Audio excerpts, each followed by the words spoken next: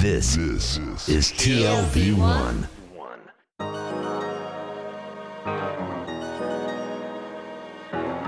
The Tel Aviv Review.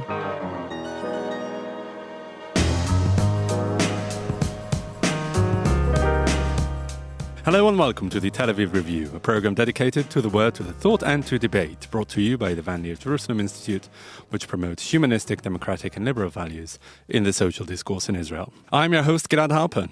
And I'm Dahlia Shenlin. I am your co-host together with Gilad, and we'll be talking every week about books and fascinating ideas. Our guest today is Dana Mills. She was recently a fellow at NYU's Center for Ballet and the Arts and a visiting scholar at the Hannah Arendt Center at Bard College, working on the intersection between philosophy, aesthetics, cultural theory, and political theory, seeking to illuminate the specific significance dance has for those fields. And I will also give proper disclosure, we studied together at the PhD program in political science at Tel Aviv University. Dana Mills, welcome to the show and thank you for being here. Thank you for having me. It's a pleasure being here. Your book is fascinating. I would say it's sort of a non-intuitive topic. When I first understood that you were studying dance and politics, I wasn't really sure what that meant, but you have convinced me that this is an interesting theoretical prospect. How did you do it? Okay, first of all, that's already a good thing to know, that I've managed to convince one person in the world. So a little bit about myself and how I got to write the book and how I got to actually explore this dimension. I was raised in the Israeli peace movements. I joined in 1995 after the Rabin assassination. And like many other young people, especially young girls, I should say, I also love to dance. I've always danced. And these two parts of my life were sort of this fundamental characteristics of myself, I think. And I never thought there was any contradiction or any problem of doing both at the same time. But that was kind of something I never explored, obviously, as a teenager. And then I went to do my army service, did my BA and master's. And I started becoming more and more involved in the dance scene in Israel. And I think when you grow up in a country like Israel, everything is political. So that kind of spills over to many other forms of life, really, that maybe in other countries it's not as clear, although I will talk about that a bit later. I think now people are coming to discoveries that Israeli choreographers have been working with for years and years around the world. So when I was doing my master's thesis, I started exploring the connection between dance and politics. And I worked specifically at the founding moment of the Israeli state. And I looked at how dance was mobilized to bring together immigrants from different countries. And especially through folk dancing, there was a way to create a form of communication when people really couldn't share verbal language.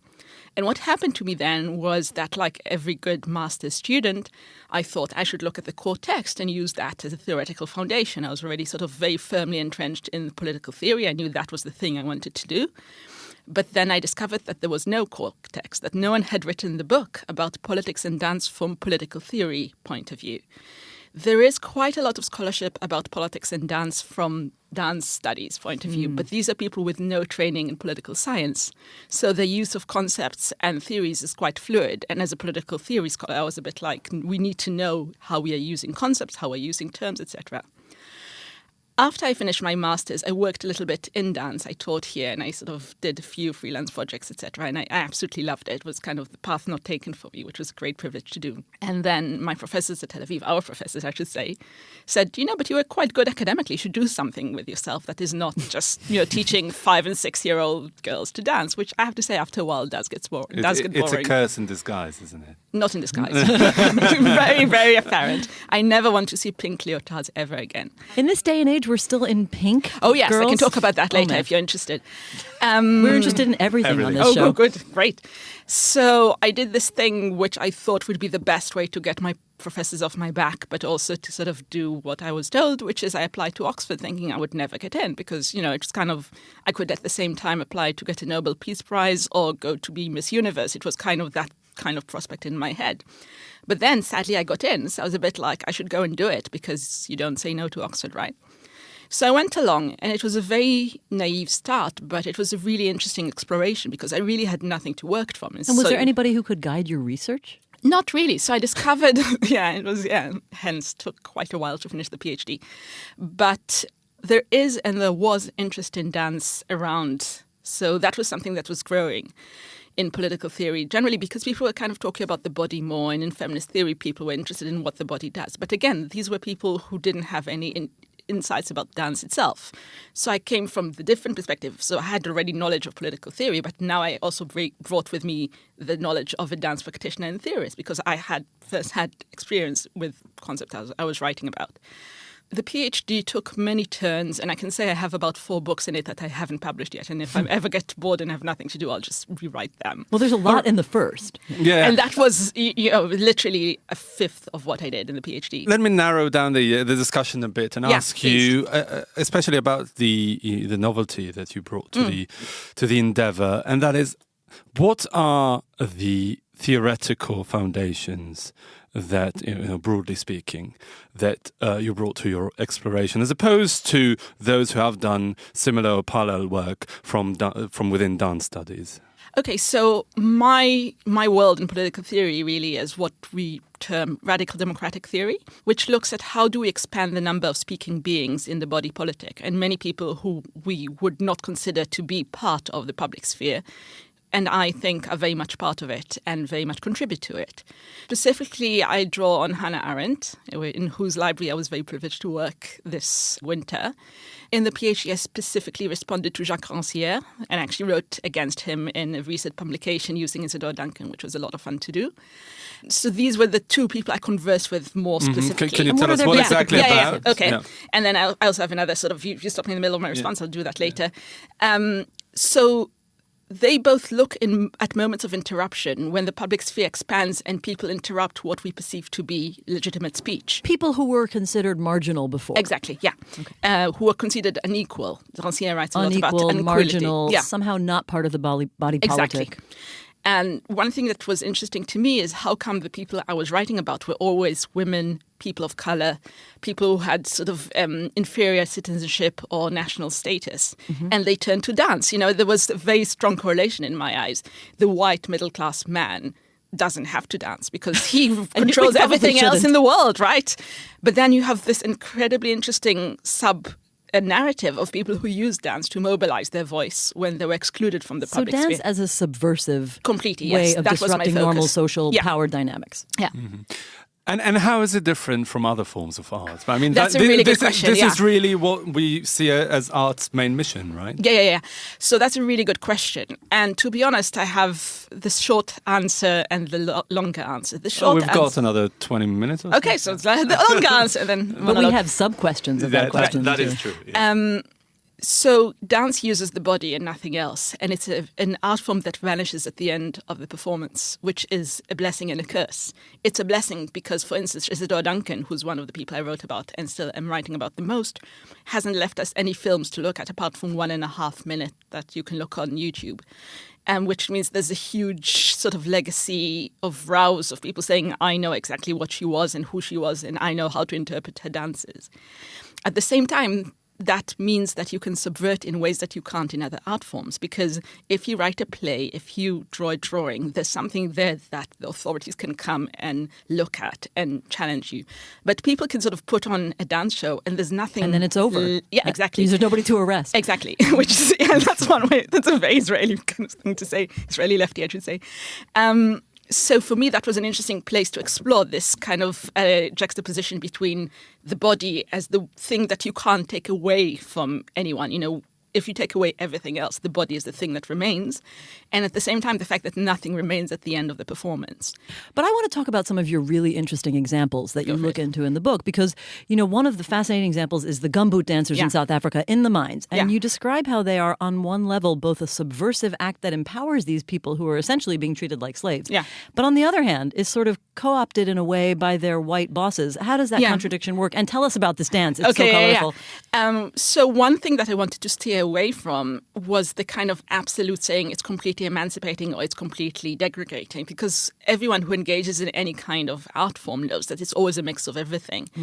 And one of the most important lessons that I think I have for my fellow political theorists is also the emphasis on reception, on performance, because one performance of a dance show is not the same as the other. Everything changes depending on audience, depending on setting, etc.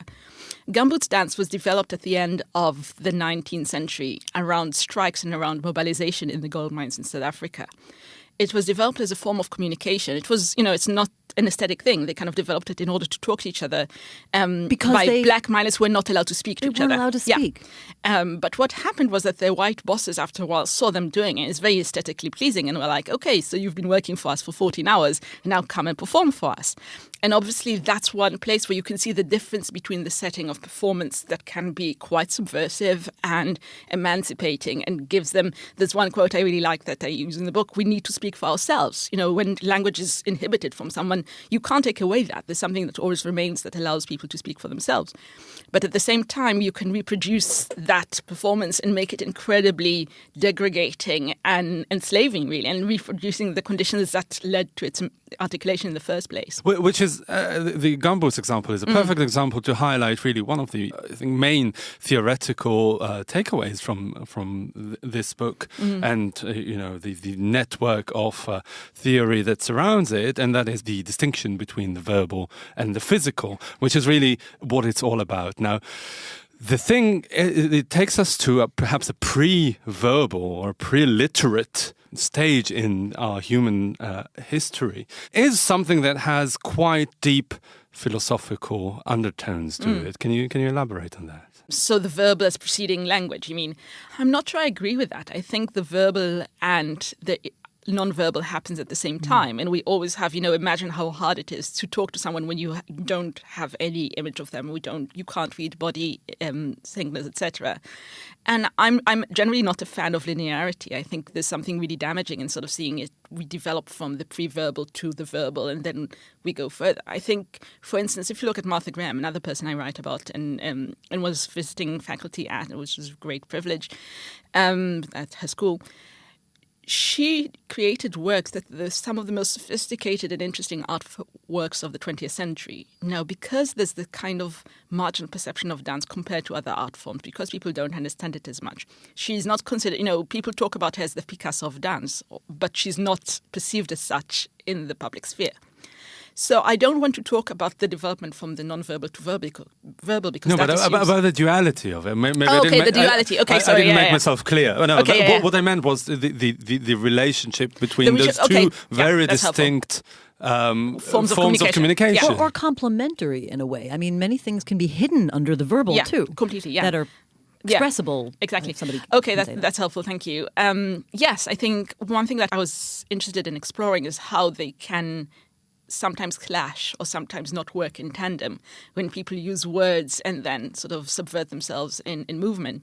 And again, Martha Graham has this great sentence, the body says what words cannot, which is exactly that, the moments in which you can't say anything in words anymore and then the nonverbal can appear. But again, there are places where they can clash and there are places where the body can actually transcend what words say. And I can give an example from the book, if that's all right. I looked at the 1 Billion Rising movement, which actually I have to say I was part of in England and became part of a lot of politics around it. The 1 Billion Rising movement was created by Eve Ensler, who wrote this book about her struggle with cancer and about recovering from sexual abuse. And in general, she writes about bodies. She writes about bodies generally and vaginas. She likes that. But she also sort of has this very specific account of dance, which is very sort of one-dimensional, emancipating, revolutionary, etc., etc. And she created this movement, which was with like the best intention in the world. She was like, let's get 1 billion women together to dance against gendered violence, which on paper sounds wonderful. Who wouldn't want to sign up for that? And then she created this instructional video, which is one of the most hilarious things I've ever watched. If you're ever bored, look at it on YouTube. Debbie Allen, who is the dance teacher from Frame, we all know and love as Lydia Grant, chiffon skirt in hand, demonstrates the choreography. And she basically, first of all, she forgets how the choreography as she goes along, but it's the most quintessentially American moment in which, this kind of cultural hero demonstrates the dance. And it's supposed to be this global movement of subversion against gendered violence. But what happened as a result of that was really interesting because people took it to a completely different direction. So you have very local responses. You had an Indian response, which was completely sort of traditional Indian dance, and you had other sort of forms of response that were completely different. And my favorite was a Communist Party that, the women part of the Communist Party that performed the dance with masks and with guns. So you have this kind of very strong distinction between how Eve Ensler perceives dance is like revolutionary and our bodies are free and dance is never violent, it's all beautiful. And you have like a bunch of 30 women with guns stomping their feet. It sounds to me rather like a babble of dance. I don't know. I think, and for me, it was very interesting to see how the effort to create an international cohesive, singular interpretation was subverted from within. So they all responded to her ethos. They were all under, if you look under 1 Billion Rising on YouTube, they're all under that. They're not like, we're going to resent you in different ways, but they did it through movement as a response to her words. I mean, which doesn't found that really make interesting. dance or any art a rather dangerous, in a way, tool Yeah, for of course. art, tool for politics? Because the Yeah. whole point about literary Yeah. or verbal interaction is that it's clear. You've got a word and you yeah. know its meaning, but You art can't can be control it. interpreted. Yeah, yeah, Totally yeah. uncontrollable. No, you can say Yeah. that about any kind of protestism Yeah. and Yeah, any yeah. kind of ideology. I think about feminism could be co-opted in very different ways. Of course, yeah. As And well. we're dealing with that very much now. I mean, post-Hillary, we have May in government in England, and some people are claiming her to be feminist, and lots of people like myself are like, if you have these kind of policies, that's really dangerous. Right. So what does anything really mean? Aren't we all sort of living in a babble of, Yeah. Yeah, of yeah, everything? yeah. Let me ask you something that I find Yes. quite interesting about the book. You use these theoretical, conceptual frameworks, specifically the terms contraction and release. Yeah. These are very bodily images. Yeah. And then you also invite the reader to be a spectator. Yeah. So on some level, you... as a dancer, have been able to conceptualize this in very, very physical terms. So I guess I want to ask you, do you think a non-dancer can really, truly understand these conceptual and theoretical frameworks? Or are Okay. we expected to just be spectators watching a performance in a way? I don't expect anyone to become a dancer because it takes, Martha Graham says it takes, how many years to become a dancer, et cetera, et cetera. Contraction release, I should say, I direct reference to Graham technique. She invented those terms and she codified them after a while. And these are the two core concepts of her technique. I did write the book in that specific way as a form of dissent against political theory, which Right, I so find how do you is translate that disembodied. into a political concept? For me, it's thinking about the text as a body. The text is not something that is there in midair. It's about real people who dance. It's not just about text. It's not just about what people wrote. It's about people who were on stage and responded to other people who danced before. I don't think, when you go to see a dance show, you don't become a dancer, but you do get a bit of the performance in you, and that's something that stays with you. And my hope is that while reading the book, you get a bit of that experience as a spectator of the book, so to speak. Including participating in the political subversion? Exactly, yeah. So that actually brings me to a question that haunted me, if you can say that, throughout while I was reading your book. And that is the real political interaction, the meaningful political interaction, taking place between the participants, between the dancers, or between the dancers and the audience? Where is really the locus? Everywhere. I don't want to privilege one site over another. And I think it changes a lot and it changes in different examples. And, one of the challenges I had writing the book is also dealing with incredibly different examples. So there's nothing written on 1 Billion Rising that I was just discussing. There's very sort of anthropological discussions of Gumboot's dance that you brought up earlier. There's tons and tons and tons of books about Martha Graham and Isadora Duncan, on whom I also wrote quite a bit. So, the locus changes also depending on the examples and on the literature that is around them and on the people I was talking to. It's kind of something that is very dynamic. But you're in the saying book. that it's as meaningful in both contexts. Yeah. I don't want to privilege, I mean, in some one ways, over political another. dynamics can be like that too, right? Yeah, Focus of power can shift to different parties at different Completely, times. yeah. And it's not always something that you observe at the moment of Yeah. its occurrence. It might be something that you see, years and years later. I have to ask you now, Yeah. I think we're all interested to find out what this means for our region. So, I mean, you have a whole chapter there on the Yeah. Palestinian dabka, and it's actually interesting because, I have so many questions about this. Why would the Israelis try to restrict that kind of dance? Why were they so afraid of it? Talk about that. Okay, so why do Israelis try to respect a lot of forms of renunciation in Palestine? That's the sort of more general question that what is it that we're afraid of if there's nothing... But that we dance. should- Yes, but for me, the reason why I looked at Dabke was that I think it shows that there's a sovereignty in becoming. There's something there, there's a national entity, and you can talk as much as you like as there's no such thing as a Palestinian people, but there is. And if they have a national dance, in the same way that, when I was writing about the Dabka 50, 60, 70 years earlier, it was exactly the same. It was people coming together, creating a national dance, and then suddenly you have a public sphere that people can share. The question of censorship is very interesting because it's something that quite early on the Israeli authorities were like, we don't want to let dabke dances into Israel. So there was something really subversive in the idea that people who dance together have a power that was threatening. So they tried to boycott the entrance of... How? They stopped them in explain- checkpoints. They didn't get permissions to go into Israel and Who, perform. dance troops? Dabke dance After troops. 67? Even before. Even before. It was much stronger after 67, but even before. And, there's not much literature. I use quite a bit of more, anthropological literature around because that's kind of what we have at the moment. But it is very clear. And I mean, if you talk to any Palestinians, like dabke is a huge part of the culture. It's Tell us about do. it. So it's something that you do. It's a traditional dance that you would do at weddings. You would do at public events. Now it's part of rallies. I mean, now there's like dabke troops for different sects of the Palestinian public sphere, which is, again, something that tells us something about its thriving and its strength. It's not something that we can just ignore and that will elegantly go away. Are people aware, are the Palestinians aware that they're taking part in a perhaps defined political act by engaging or dancing or watching dabke dances?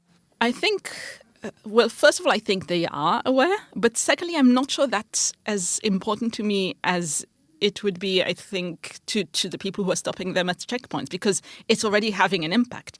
One thing that I also do in the book is take away the importance of intentionality in political theory. Because, you have three people creating a dance together and that could be subversive to someone else. It doesn't matter whether they intended it to be subversive or not. It created the effect. There are soldiers in checkpoints who are told, do not let dabke dances in. That says something about the force of the dance. And right? I have to also just remind listeners of an image that I have from certain Palestinian demonstrations in the West Bank in towns when the Israeli army puts a curfew on the town and they demonstrate and they will go right up to the line of soldiers and then the women will go out front and kind of dance right in front of the soldiers, which is a very powerful and rather upsetting scene.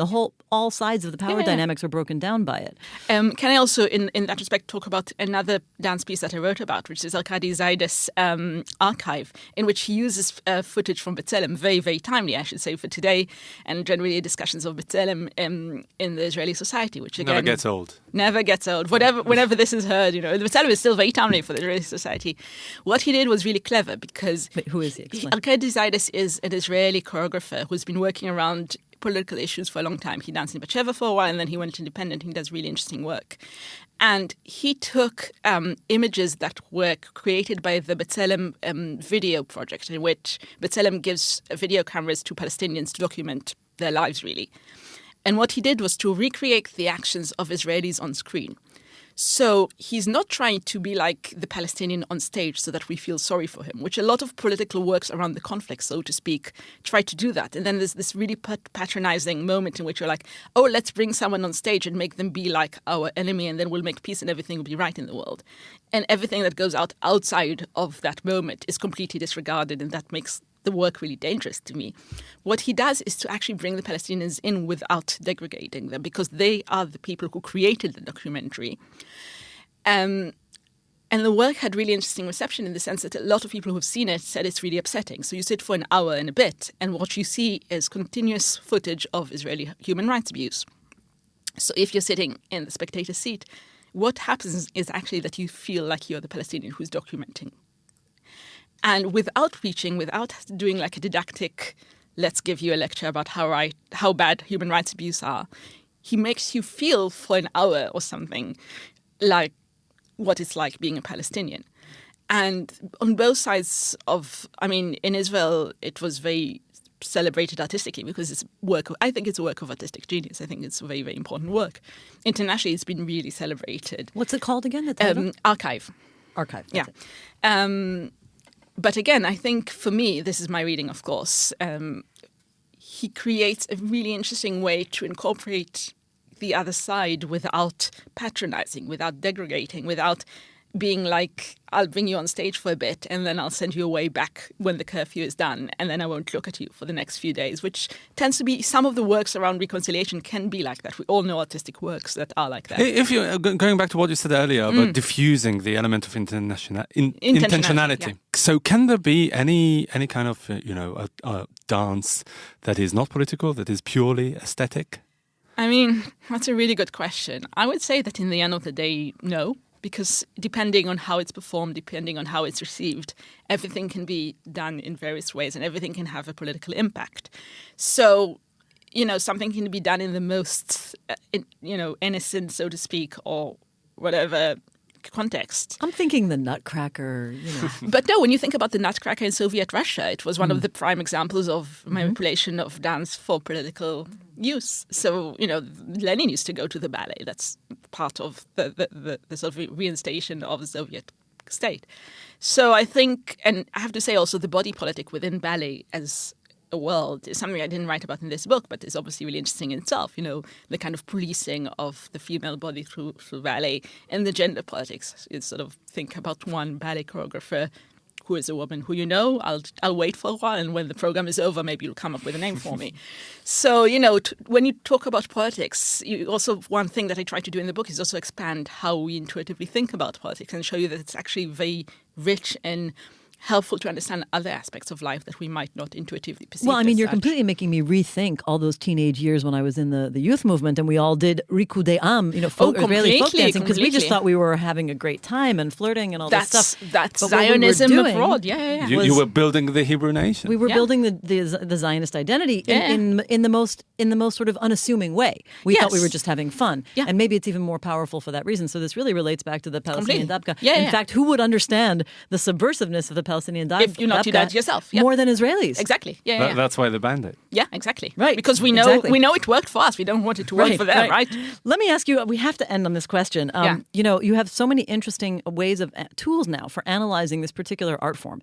But art is a category in itself. And when we read about the gumboots, we could not help but think about the making of Paul Simon's Graceland, for which he was very criticized on the political level, for, on the one hand, empowering and giving publicity to, black singing in South Africa, but on the other hand, also maybe co-opting it. Yeah. And I wonder if there are political and theoretical insights in your book that can apply to music as well, or any other field of art, or is this just limited to dance? No, definitely. I hope not. It definitely, I try to reach beyond dance. And obviously, dance is also a field that uses visual art as sets. It uses music. It's very hard to think about dance as disengaged from music. I think for me, again, the emphasis on performance, the emphasis on conditions of production. I mean, I'm a good lefty in that sense. I was taught by a very good Marxist. And, the ability, in some texts, people just don't write about the economics of performance and the economics of production. And in the end of the day, when you look at who makes the buck at the end of the day, I would like to see where the gumboots dancers that Paul Simon involved in are living today and where Paul Simon is living today. And I'm guessing it's not exactly the same house. So, these are things that can be used for other art forms. And sadly, again, in a lot of writing about art and politics, people who come from artistic fields don't really think of these things because their training is in sort of the aesthetic point of view rather than the political. So that's one thing that I think I could bring Okay, in fairness, forward. but I just have to point out that apartrait did end shortly after the making of Graceland. Yeah, fair. Yeah. I'm not going to say it was all him. thanks to Yeah, Graceland, so of course. thank you, Paul Simon, for ending. Let's replace Nelson Mandela in several places with Paul No, Simon. that is really not what I meant. I know, Okay. joking. I know, but for the record, I'm saying For the record. All right. Okay, that's where we'll have to wrap Thank up. you very much. Dr. Dana Mills, thank you very much for joining us today. You were, up until recently, a fellow at NYU's Center for Ballet and the Arts and a visiting scholar at the Hannah Arendt Center at Bard College. You're researching dance and politics. Thank you very much for joining us today. Thank you very much. And also big thanks to Tammy Goldenberg, our sound engineer, and to the Van Leer Institute for the generous support.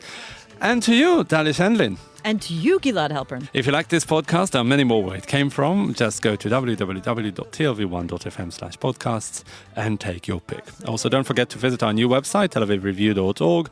Like us on Facebook and follow me and Dalia on Twitter. Join us again next week for another edition of the Tel Aviv Review. And until then, Goodbye. goodbye.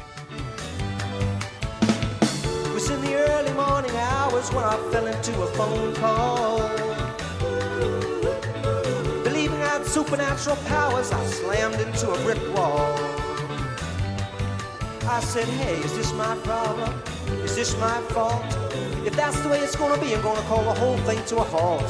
And you don't feel you could love me, but I feel you could. You don't feel you could love me, but I feel you. You don't feel you could love me, but I feel you could.